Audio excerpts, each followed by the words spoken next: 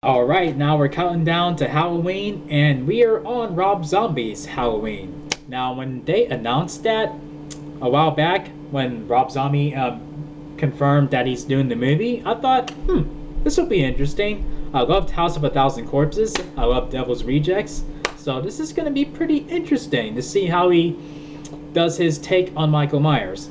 And I gotta say, it's pretty brutal. It is. The plot's pretty much the same. Where you know, a young boy gets put in the sanitarium after butchering his sister, and years later he escapes and he comes back home. And he comes after his youngest sister.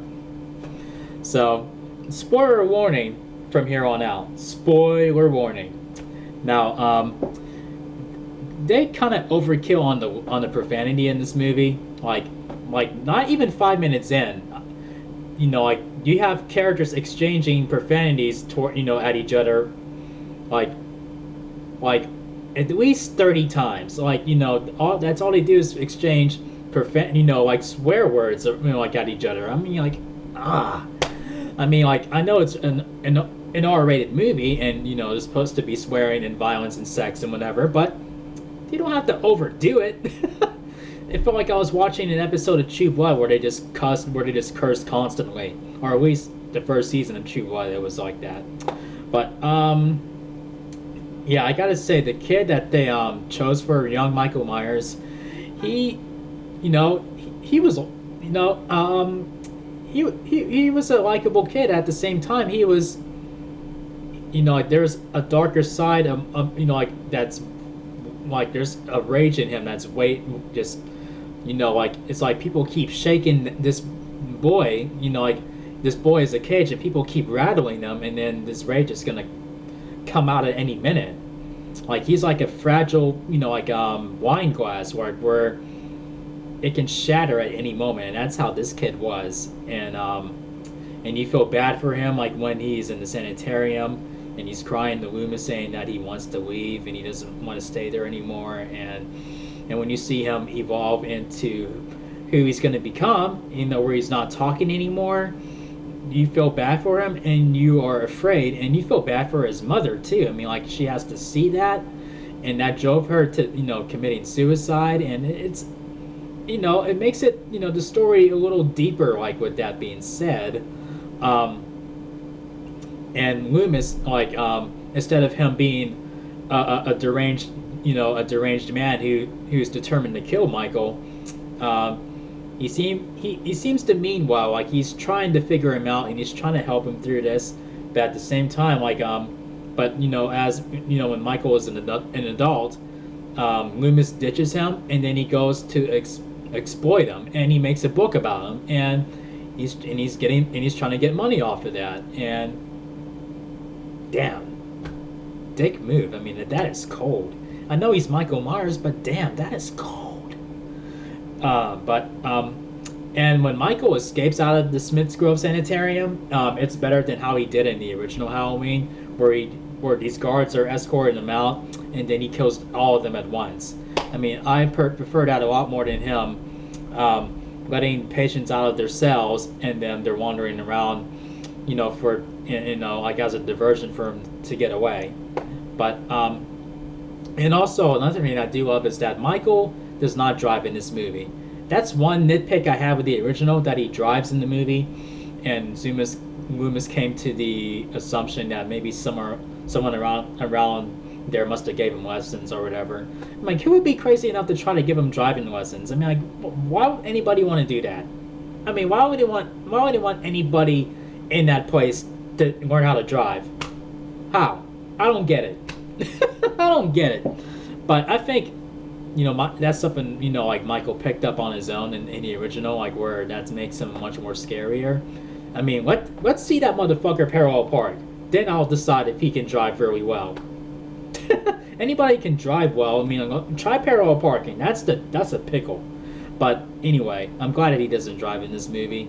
He walks from Smiths Grove to Haddonfield, and also, like, Michael doesn't want to kill Laurie in this movie. He just wants to be reunited with his family, rather than wanting to kill them.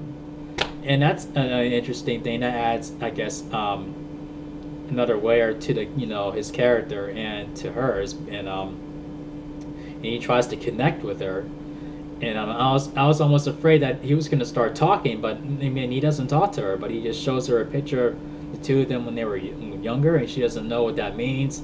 She has no memory of them, and I mean, yeah, I mean it's a pretty deep scene, like when he tries to reach out to her, and also I mean, and there's an alternate scene of his escape where some of the douchebag workers goes into Michael's cell, grabs an inmate and rapes her in Michael's cell, and and then he kills two of them, and then he gets out of there. He doesn't kill the raped victim. I mean, it makes him look like a hero. I don't like that. He's a killer. I mean, like, no, don't make him look like he's saving her or whatever. I mean, like, come on. And having this guy rape her, I mean, like, that doesn't it's just gruesome, and this movie's gruesome, but it's too much. I mean, I prefer Michael killing the guards, like as he's making his way out of the sanitarium. But I think this was a pretty decent remake, and it left it, like with the way it ended, where Loomis is actually trying to reason with him. Like I said, he's not trying to kill him, and he's trying to he's looking for a reason not to shoot him, but he's just like, Michael, please stop, boom, stop, Michael, boom. But and Michael gets attacked in a way that anyone could survive those attacks. So he's not like a supernatural creature this time around.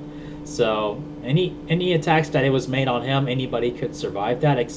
But I think the only thing is like when he gets shot in the near his back, that's the only thing. But outside of that, but also the movie ends where you don't know who's alive. Like you don't know if Loomis is alive or dead, and you don't know if Michael is alive or dead because Lori shoots him in the head after she tries to blow his head off, and she finally does, and she screams in horror after she does it, and it leaves the it leaves the movie where you can leave it alone, or you can keep it going for a sequel. If it could go either way. But and the movie ended where Maury has no clue who Michael is, so know that he's her brother. The way the original movie ended like that too, but I mean, yeah, I mean, it has, Rob Zombie did fix some flaws that the original movie had, in my opinion, but he did, and ended up developing some of his own flaws with this movie along the way.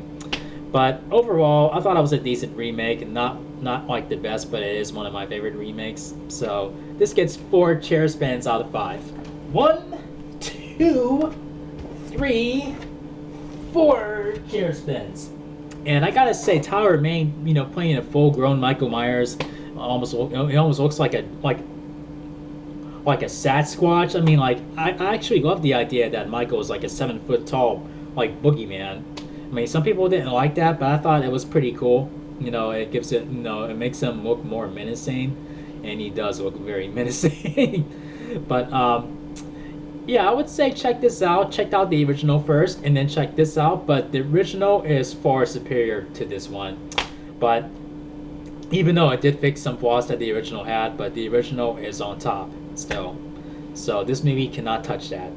So if you guys enjoyed this review, make sure you thumb up the video and make sure you click subscribe. If you're new to the channel, thank you for joining me as I count down to Halloween, and I'll see you guys in the next video. Peace out, y'all.